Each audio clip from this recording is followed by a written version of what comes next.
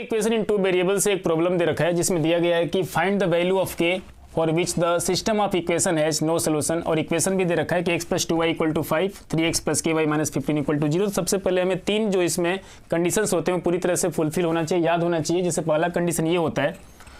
कि a1/a2 not equal to the b1/b2 आता है, तो इसका कंडीशन ये होता है कि इसका यूनिक सोल्यूशन होगा। पहली बात तो पहली कंडीशन ये याद रखना है, यूनिक सोल्यूशन, और हिंदी में बात करें तो अद्वितीय हल होगा, इसका यूनिक सोल्यूशन होगा। सेकंड कंडीशन ये होता है यदि a1/a2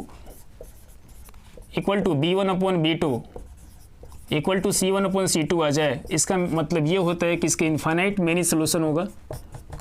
इनफाइनाइट मेनी सोल्यूशन। और तीसरा कंडीशन इसका होता है, एक कंडीशन और याद रखना है, यदि a1/a2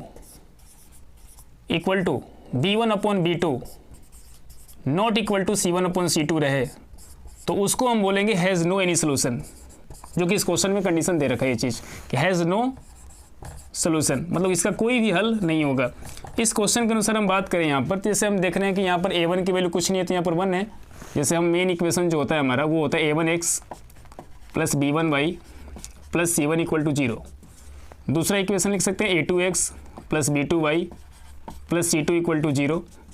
यदि हम a1 की वैल्यू लिखना चाहें यहाँ पर, तो a1 की जो वैल्यू है, मैं क्लियरली पूरी तरह से बेसिक तरीके से हल कर देता हूँ इसको। a1 की जो वैल्यू है 1 है, b1 की वैल्यू जो है कंपेरिजन करने के बाद हमें पता चलेगा कि 2 आएगा, और c की जो वैल्यू है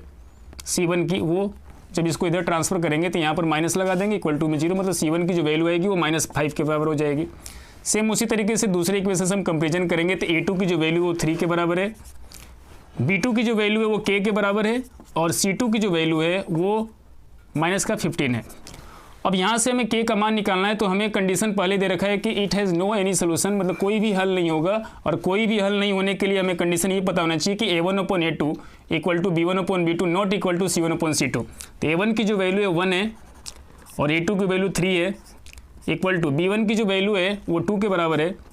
और b2 की जो वैल्यू दे रखा है वो k के बराबर है, c1 की जो वैल्यू है वो -5 है, और c2 की -15,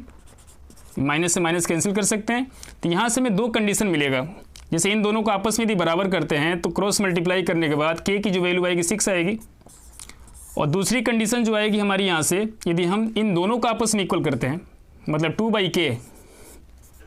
नॉट इक्वल टू 5/15 करते हैं, तो 5 × 1 = 5 और 3 बार में कैंसिल हो जाएगा, मतलब यहाँ से क्रॉस मल्टीप्लाई करेंगे तो k की जो वैल्यू आएगी नॉट इक्वल टू 6 आएगी, जो कि इम्पॉसिबल है। तो हम बोल सकते हैं कि इस क्वेश्चन का जो आंसर आएगा, k का मान आएगा k बराबर 6 हो जाएगा।